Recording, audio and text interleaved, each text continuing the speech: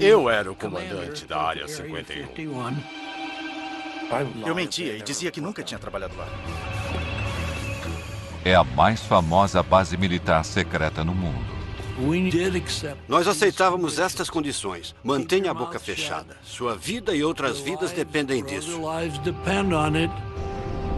Agora, os homens que trabalhavam na Área 51 contam suas histórias pela primeira vez.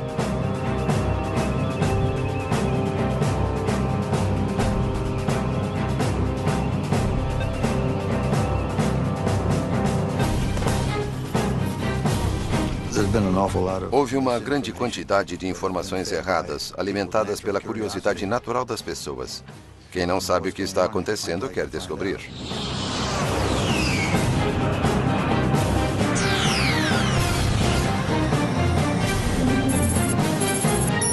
Os mistérios da Área 51. Atenção, instalações da Força Aérea Americana.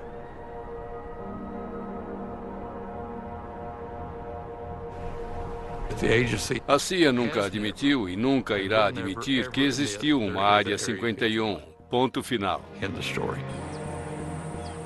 Criada pela CIA em 1955 para desenvolver e testar os projetos militares mais secretos dos Estados Unidos, a Área 51 recebeu o nome de uma coordenada em um mapa.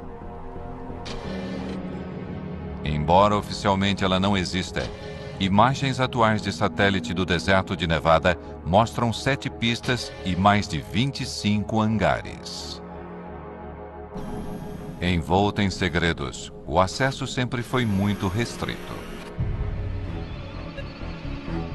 Mas, finalmente, os primeiros programas que deram início a tudo estão sendo liberados e lembranças podem ser trazidas à luz.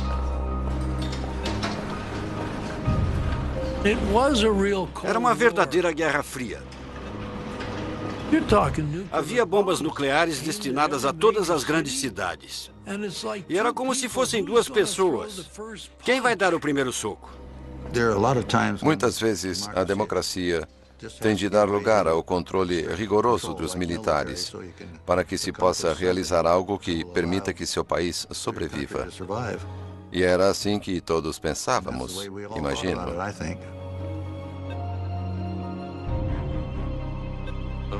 Quando tínhamos uma reunião, lápis e papel não eram permitidos. Os pilotos não podiam conversar entre eles. Nada era escrito. Ficava tudo em nossas cabeças. Quando entrávamos para o programa, recebíamos um codinome. Meu primeiro nome era Ken, e o sobrenome começava com C, de Collins. Mas era Colmar, C-O-L-M-A-R. No meu caso, não sou tão curioso. O que era bom no aspecto do segredo. Se eu não preciso saber, eu não vou perguntar. Me disseram para não me incomodar com o que eu podia fazer, que eu estava liberado pelas mais altas autoridades em Washington. Eles tinham um mecanismo para saber o que eu estava fazendo, o que estava dizendo e para onde estava indo.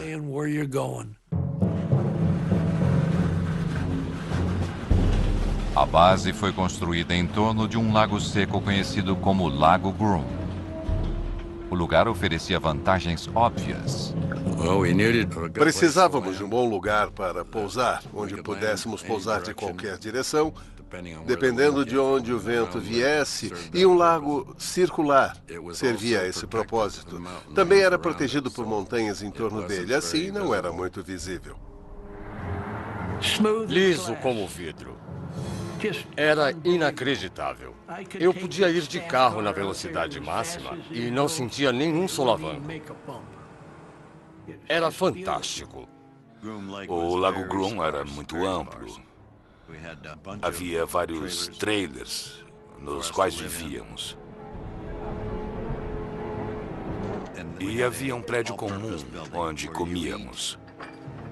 Não tínhamos TV nem rádio. Eu não tinha nenhuma mulher. Houve uma mulher que cuidava das finanças da companhia e foi lá e passou uma noite. Foi a única de que ouvi falar. O primeiro nome dado ao lugar foi Rancho Paraíso. Eles achavam que isso ia suavizar o impacto da austeridade. Foi uma tentativa de convencer as pessoas de que não era tão ruim quanto parecia.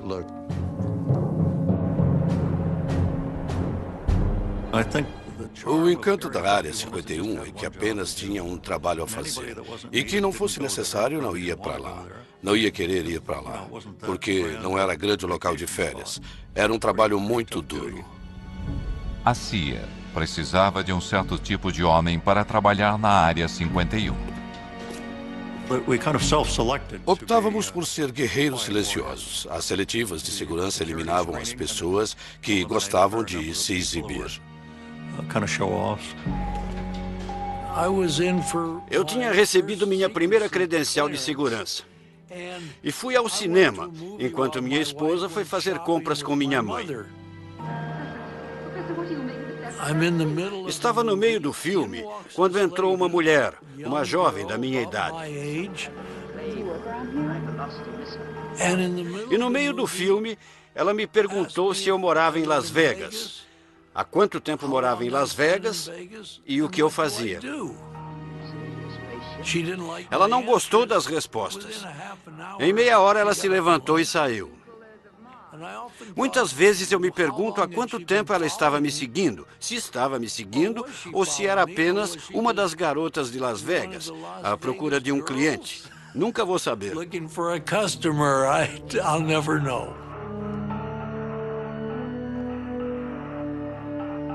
Não nos disseram o que ia ser, não tínhamos ideia. Diziam apenas que era extremamente sensível e que não devíamos comentar com ninguém. As entrevistas eram realizadas em quartos de hotel. Um sujeito tinha passado em tudo. Então lhe disseram, temos um projeto secreto no Oeste. Queremos que trabalhe nele. Está interessado? Ele disse, tenho que conversar com a minha mulher. E eles disseram, tudo bem, faça isso. Ele voltou ao quarto do hotel. Eles tinham ido embora, fizeram as malas e saíram. Ele nunca mais os viu. O fato de ele ter que perguntar à esposa se podia ou não trabalhar no projeto acabou com suas chances.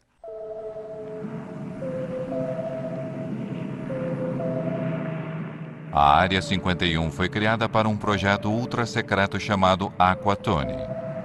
Em 1955, homens da CIA, da Força Aérea e de uma divisão secreta da Lockheed vieram ao Rancho Paraíso para começar a trabalhar.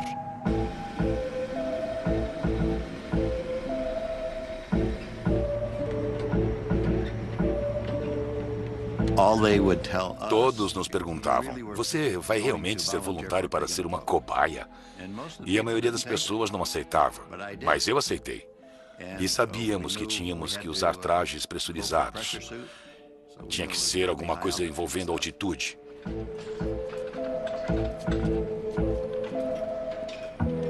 O sangue ferve acima de 15 mil metros sem pressurização. Então, se você perder a pressurização acima dessa altitude, o traje salva sua vida.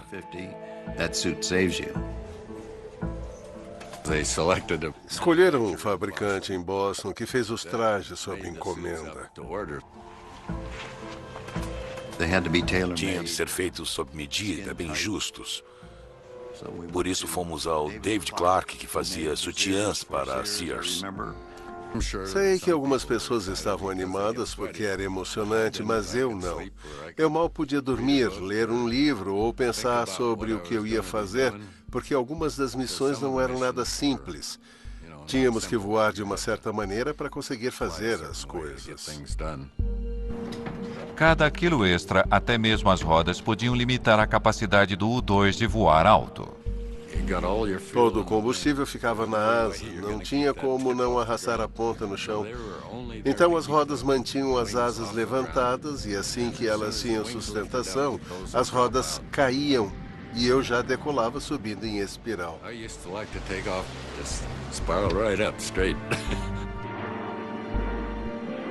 O governo dizia que o U-2 estava sendo usado para pesquisas climáticas. Essa era a nossa desculpa, um esquadrão de reconhecimento climático. Se não é um avião convencional, então o que será? O U-2 voava 3 vezes mais alto que aviões regulares e às vezes era visto por civis. Eu não tenho certeza, mas acho que vi o reflexo do sol numa janela de observação ou algum tipo de escotilha. Em meados da década de 1950, quando o interesse pela Guerra Fria e pelos OVNIs estavam no auge, Eu acho que era do espaço, mas amigável. o avião prateado às vezes criava confusões. Era pura liga de alumínio e parecíamos uma estrela brilhante lá em cima. Os pilotos eram orientados a negar tudo, até mesmo para os controladores de voo. Havia relatos de coisas voando bem alto. Eles podiam até ligar, mas não recebiam nenhuma informação, só desculpas. Sobrevoei a fronteira canadense. Um controlador de voo questionou a minha altitude. Ele foi bastante preciso, mas eu disse, não precisa calibrar seu equipamento. Não estou a essa altitude. Em 1957, voos secretos de U-2 eram a fonte de metade de todos os relatos de avistamentos de OVNIs, mas eles não eram nada, comparado ao que viria. Voltaremos a seguir com Semana Especial.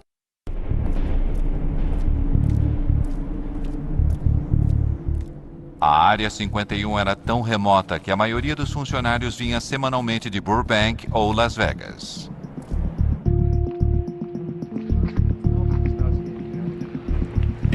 Minha família ainda estava dormindo quando eu acordava. Na segunda de manhã eu tinha que sair cedo para pegar o avião, que geralmente partia às 8 horas.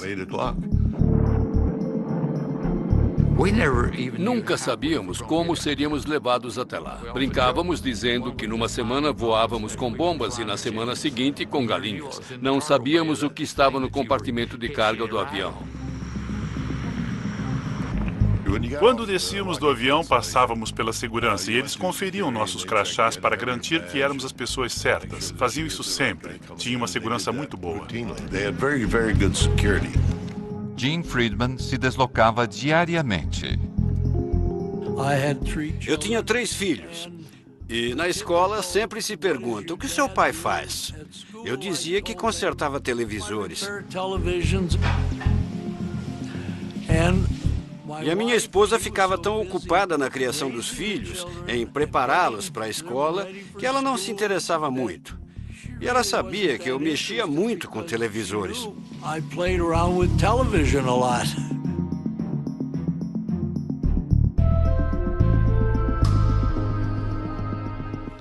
Era bom.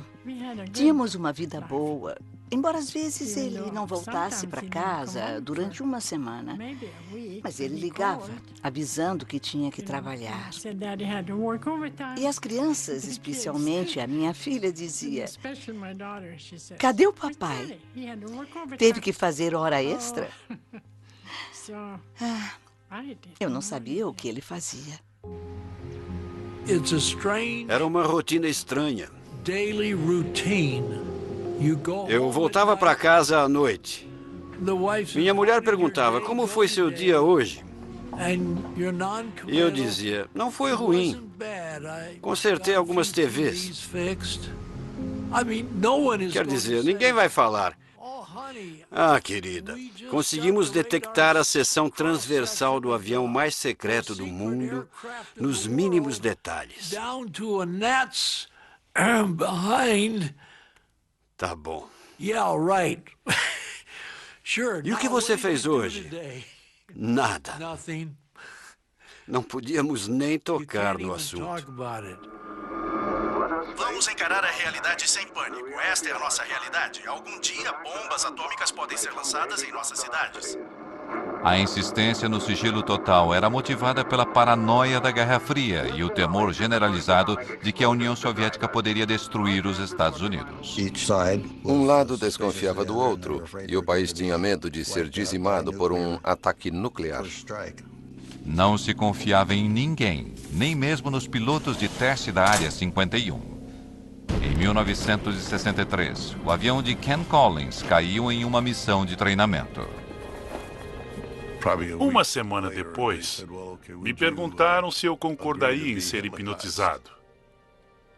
Queriam descobrir se eu não tinha esquecido alguma coisa. Eu concordei. Então, eles trouxeram um psiquiatra importante de Boston.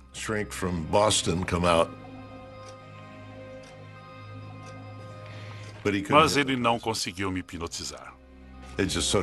Ele ficou sentado falando comigo normalmente e eu continuava sendo como sempre fui. E ele não conseguiu me hipnotizar. Uns dias depois, um cirurgião da Lockheed chamou e perguntou se eu permitiria que me aplicassem pentotal de sódio. Eu disse que sim, que faria sem problemas. Eu disse à minha esposa que estava indo para Lockheed trabalhar. E ela disse, é domingo, você nunca trabalha no domingo. Eu disse que era um dia especial e ela concordou.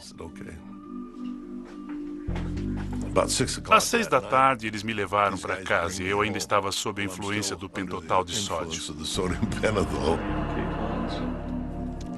Eles me puseram na cadeira da sala de estar, se despediram e saíram. Não falaram nada para minha esposa. Tinham levado meu carro, deram a chave. Ela ficou uma fera. Pensou que eu estava bebendo com os caras. Mas no fim concluíram que tudo que eu tinha dito era verdade.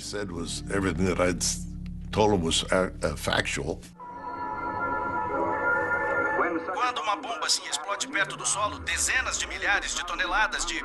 O governo corria para desenvolver armas cada vez mais potentes e decidiu realizar testes nucleares ao lado de sua base secreta, a Área 51. Coloquem os óculos. Ficávamos no meio da área de testes nucleares em Nevada e ninguém queria ir até lá. Essa privacidade era muito importante para podermos trabalhar. E fazíamos tudo com uma boa dose de segredo. Mas com mais de 450 explosões nucleares entre 1955 e 1968, o local tinha seus inconvenientes. Quando havia explosões nucleares lá, éramos avisados e tínhamos que evacuar o local. Uma vez demoramos quase 2 semanas para voltar por causa do clima e dos ventos desfavoráveis. Tivemos que usar crachás de radiação para ter certeza de que não estávamos contaminados.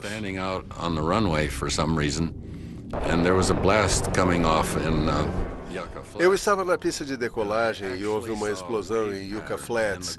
E eu vi ondas no solo vindo na minha direção. O solo subia e descia, subia e descia. Foi uma explosão subterrânea. Era inacreditável ver aqueles círculos no chão.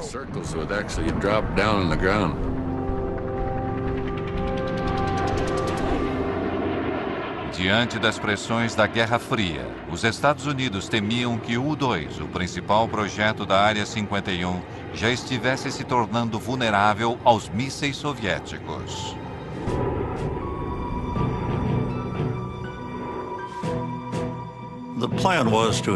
O plano era ter uma aeronave tripulada sucessora do U-2, com menor vulnerabilidade e maior capacidade. Pouquíssimas pessoas na CIA sabiam disso. No final dos anos 50, a Área 51 tinha um novo projeto ultra secreto. Em 1958, comecei a trabalhar no que era chamado de Oxcart.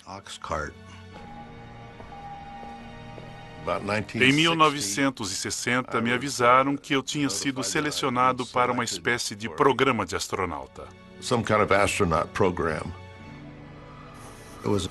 Era uma aeronave que propusemos à CIA, que iria voar em altitudes muito elevadas, cerca de 27 quilômetros de altitude. A intenção inicial era voar o mais rápido e o mais alto possível, dificultando ao máximo a detecção de radares. Voávamos tão rápido que, se você estivesse na Califórnia, voando no sentido norte-sul, e fizesse uma curva naquela velocidade e naquela altitude, Não ia continuar no estado da Califórnia. Era tão rápido que você sairia do estado. Durante a Guerra Fria, informações eram tão poderosas quanto armas. O Oxycart deveria ser a grande ferramenta de espionagem americana. O primeiro avião invisível do mundo voaria mais alto e mais rápido que um míssil. Milhares trabalharam no projeto do avião nas instalações da Lockheed em Burbank, na Califórnia.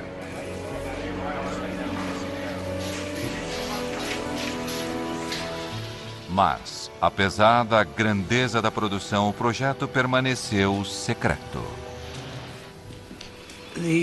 O Oxcart tinha um grau de segurança próprio e era o mais alto possível. A aeronave precisava suportar as temperaturas geradas pelo atrito do ar durante um voo através da atmosfera a 3.200 km por hora. O Oxcart tinha 93% de titânio, um material que nunca tinha sido usado num avião. Para conseguir o titânio, era preciso fazer um acordo com a União Soviética. A forma como a CIA trouxe esse material da Rússia, pelo que sei, até hoje é segredo. Não sei como fizeram isso, não sei quem fez. Mas recebemos o titânio de que precisávamos.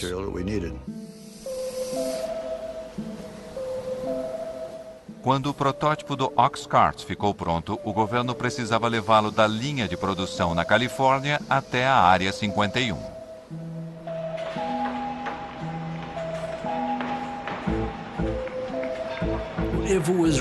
Se fosse redondo, iam colocá-lo numa caixa quadrada.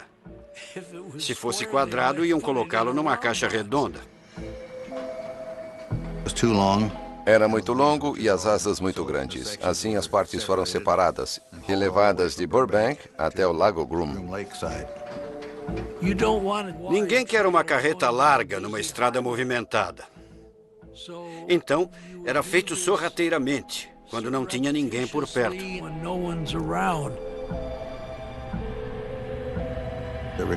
Foi preciso ajuda da Polícia Rodoviária da Califórnia, de Nevada, da CIA e de muito mais gente. O caminho teve de ser limpo, tiveram de cortar as árvores, retirar tudo das laterais da rodovia para as caixas poderem passar.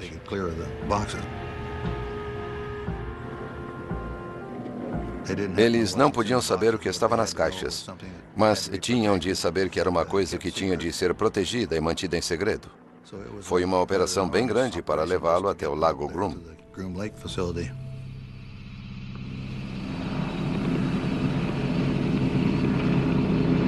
Ken Collins foi um dos primeiros pilotos a ver o Oxcart depois que ele chegou à Área 51. Eu fui até lá. O oficial de operações estava lá e me perguntou se eu gostaria de ver o que ia pilotar. Eu disse, claro.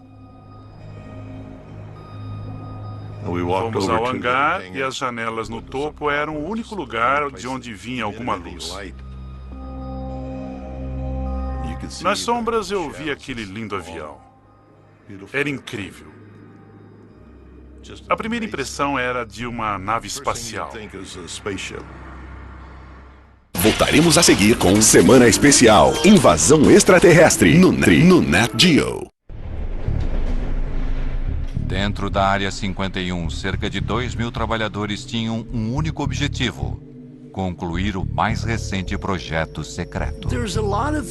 Tinha muitas coisas que as pessoas não precisavam saber. É por esse motivo que existia tanta mística em torno da Área 51. Eles não sabiam o que estava acontecendo.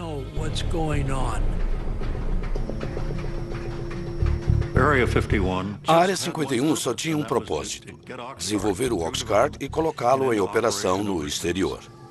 As informações sobre o Oxcart permaneceram confidenciais durante décadas.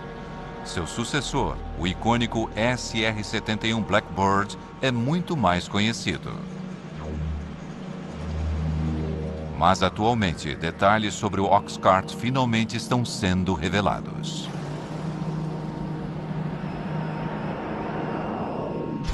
O Oxcart foi o primeiro avião furtivo do mundo, projetado para ser virtualmente invisível aos radares inimigos.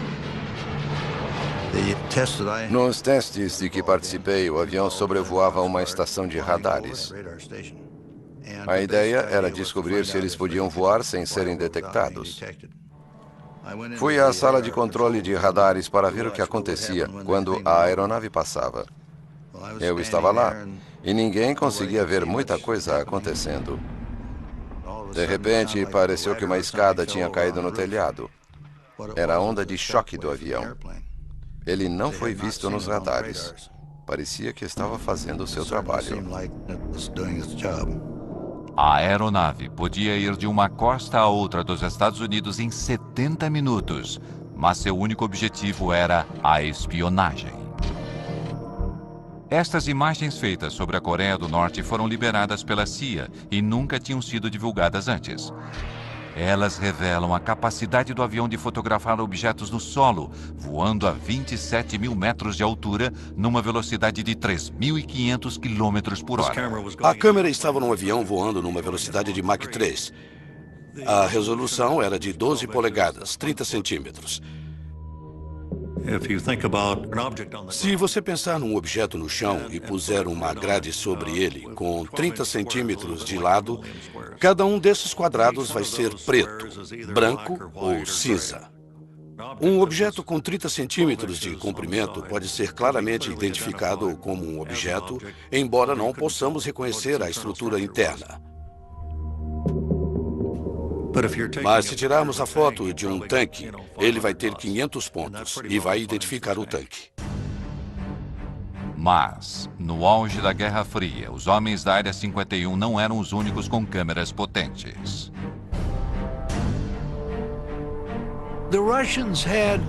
Os russos tinham de 4 a 6 do que chamávamos de latas de cinzas. Tínhamos uma estação de monitoramento de satélites e éramos avisados do momento em que o satélite deveria passar.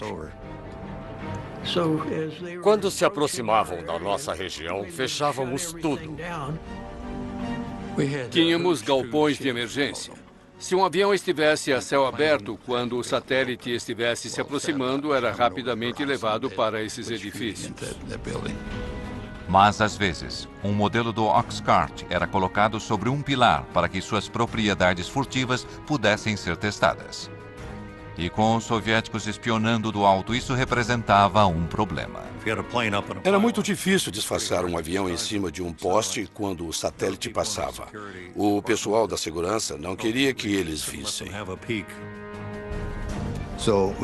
Não tínhamos outra opção a não ser tirar a maquete de lá e colocá-la no hangar. E depois colocá-la de volta no lugar.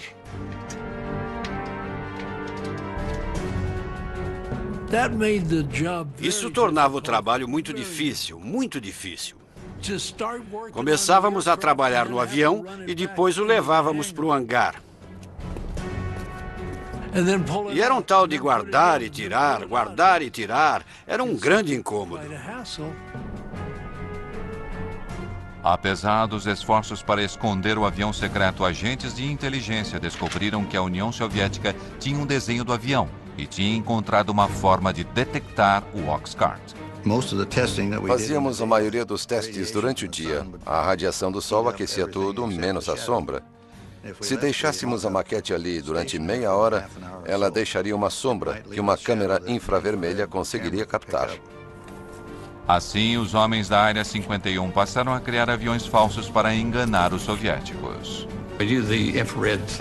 Sabíamos que o satélite ia passar e desenhávamos o contorno de algum tipo de avião exótico na frente de um dos hangares.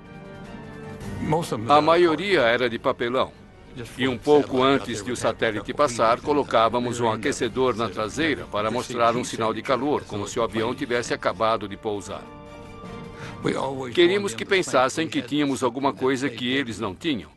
E eles, com certeza, investiram muito tempo e dinheiro tentando descobrir o que era. Em Washington, objetos fantasmagóricos pontuaram as telas dos radares. Engodos criados para proteger o Oxcart alimentaram os rumores sobre a Área 51.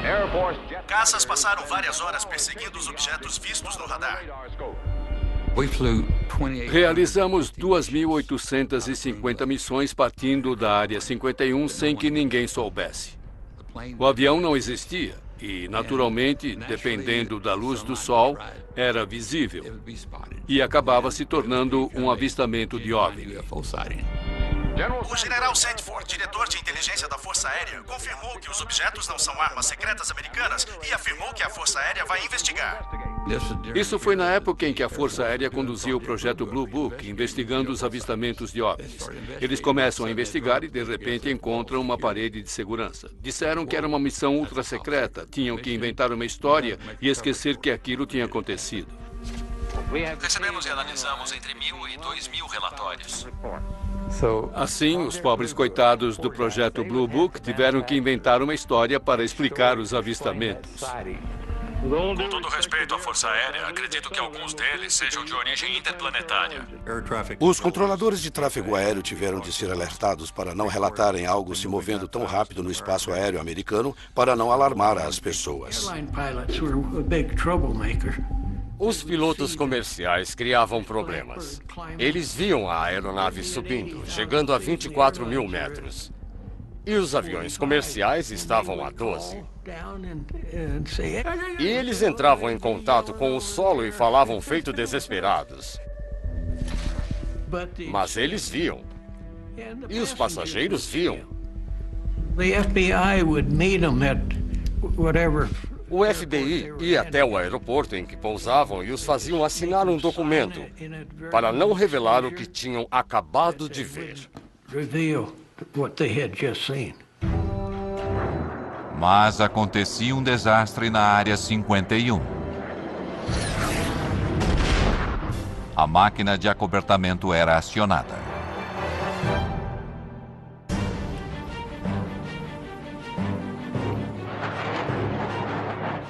Apesar dos segredos que envolveram Oxcart, indícios de uma falha inicial estão finalmente vindo à luz décadas depois. Era um teste subsônico de motores em baixa altitude. Tive problemas para acelerar até Mach 3. Voei para o norte da área, subi para 7.600 metros, virei para o sul e comecei a entrar nas nuvens. Alguma coisa não estava certa. O avião embicou, ficou invertido e entrou em espiral. Não dava para recuperar.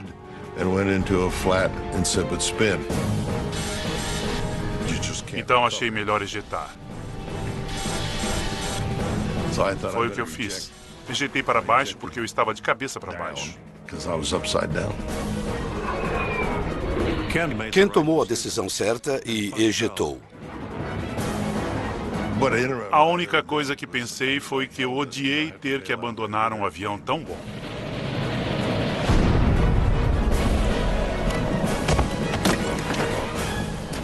Ele desceu em algum lugar perto de Wendover, Utah. Eu pousei, recolhi o paraquedas, porque achei que ia precisar dele. Talvez tivesse que passar a noite ali e ia dormir dentro dele.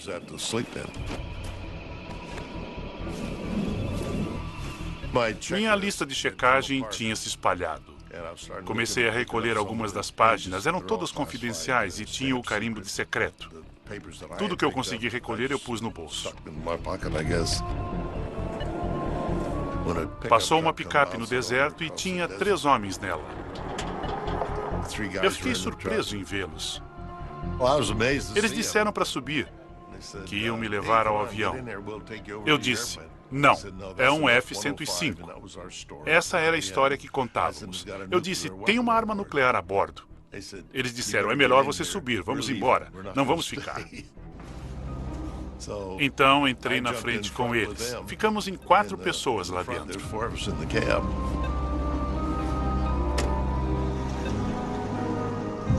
Não sei onde eles achavam que estávamos indo. Se a bomba explodisse, estava tão perto que não teria feito qualquer diferença. Depois da história que Collins contou, eles não estavam muito ansiosos para ir até o local da queda.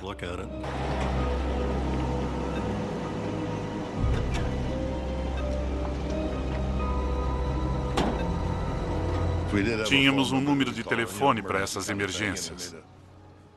Fiz uma chamada rápida. Me identifiquei, só precisavam saber disso e eu lhes disse onde estava.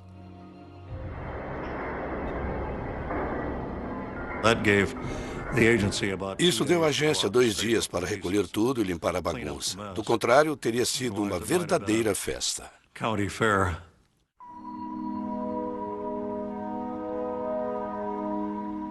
Esta é a primeira vez que fotos do esforço do governo para limpar o local do acidente são reveladas.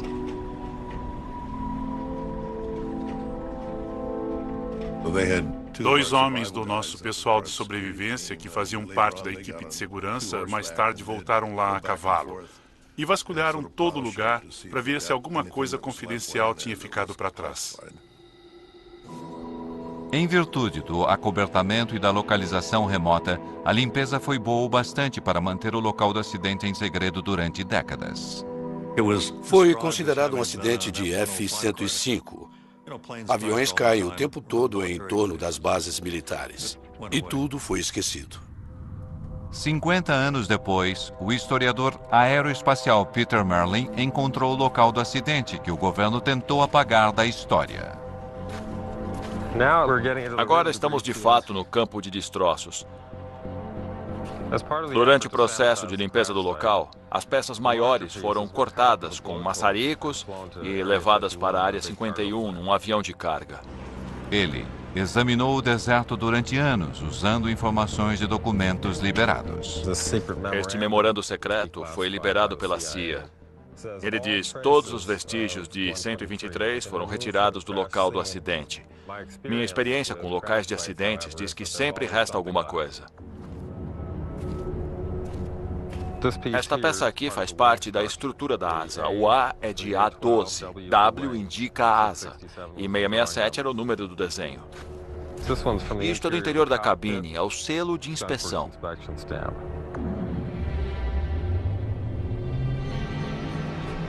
Esta é a cratera do impacto. Tem titânio em todo lugar. Nossa, é um pedaço grande. É um titânio bem espesso. A fuselagem atingiu o solo bem aqui, nos dois lados. Há uma depressão causada pelos motores. Uma bem aqui. É uma depressão causada pelo motor. Aconteceria a mesma coisa hoje se um avião secreto da Área 51 caísse aqui. Provavelmente haveria as mesmas restrições de segurança. Também inventariam uma história para acobertar. Voltaremos a seguir com Semana Especial.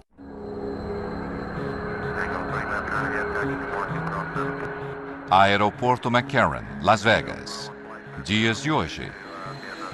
Um hangar particular para jatos não identificados.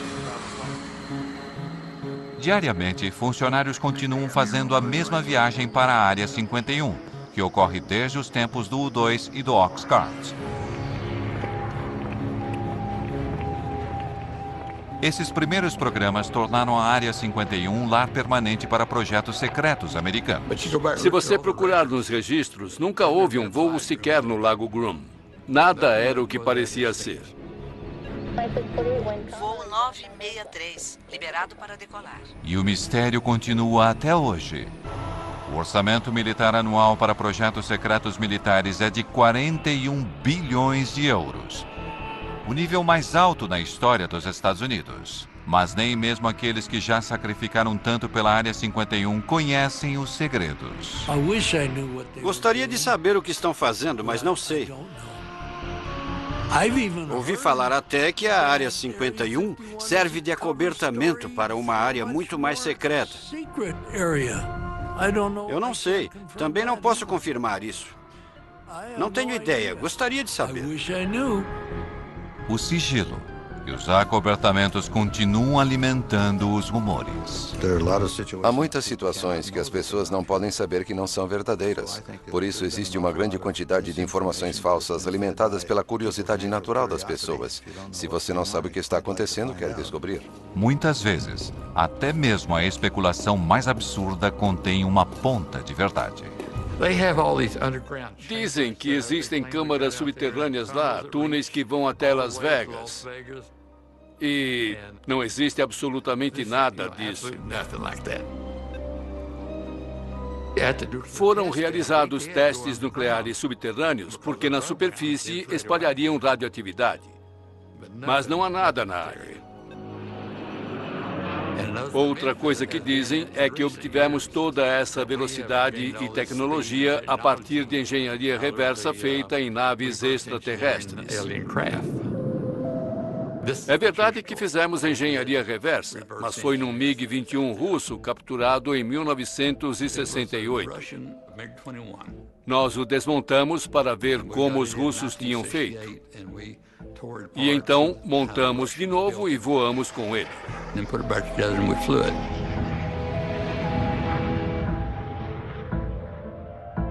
Até mesmo a teoria da conspiração de que o governo encenou o pouso na Lua na Área 51 tem um certo fundamento. Na área de testes atômicos, testamos o veículo que enviamos para a Lua. Testamos todos os sistemas de suporte de vida.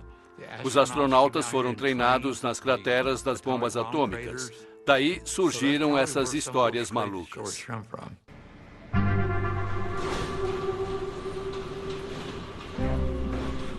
Quando as pessoas se inscreviam para os projetos do Oxcart ou do U-2, sabiam que isso talvez nunca fosse revelado. Basicamente, estavam dizendo: ei, olha, é um segredo de família e estamos dispostos a ir para o túmulo com ele. Foi uma honra muito grande ter um trabalho com tanta confiança depositada em mim, em nome do país.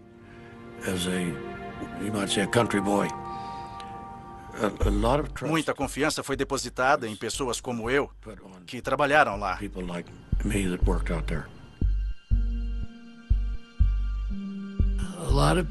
Muitas pessoas dedicaram suas vidas. Algumas famílias se separaram.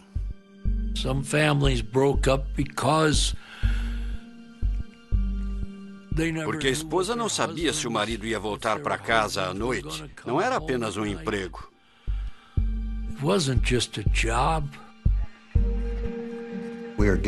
Tínhamos de realizar algumas tarefas. Acreditávamos nisso, fazíamos o melhor possível. Fico feliz com o resultado. Mas quando se trata do que aconteceu na Área 51, a única certeza que temos é a de que nunca saberemos de tudo. Estou contando uns 5% do que aconteceu. Só contei uma parte da história, sério. Tenho que ser sincero. Versão Marshmallow São Paulo.